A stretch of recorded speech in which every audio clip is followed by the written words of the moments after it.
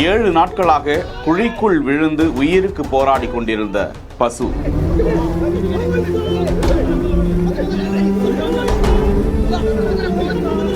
Plastic கழிவுகள் குப்பைகளுக்கு இடையே கிடந்ததால் யாருக்கும் தெரியவில்லை. கடவுளாய் வந்து காப்பாற்றியிருக்கும் தீயணைப்பு துறையினர்.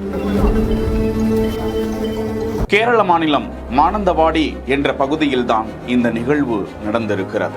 மாடுகள் வளர்த்து வரும் ஒரு பண்ணையிலிருந்து ஒரு பசு மாடு கடந்த 7 நாட்களாகவே காணாமல் போய் பல இடங்களிலும் அதனை தேடி வந்திருக்கிறார்கள். உள்ளூர் வனப்பகுதி ஒன்றில் அந்த பசு மாயமாகிய நிலையில் யார் கண்ணுக்கும் அது தென்படாமல் இருந்திருக்கிறது. அது ஒரு குப்பை குழிக்குள் மூடப்பட்ட நிலையில் கிடந்ததை அங்குள்ள விவசாயிகள் 7 நாட்களுக்கு பிறகுதான் பார்த்திருக்கிறார்கள்.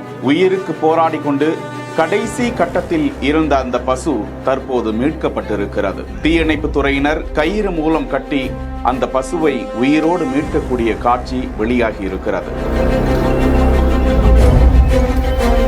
பிஹைண்ட் வுட்ஸின் முத்தமழை சின்மயியின் லைவ் இன் கான்சர்ட் ஆகஸ்ட் 2ஆம் தேதி விஜிபி கோல்டன் பீச் ரிசார்ட்டில் நடைபெற இருக்கிறது.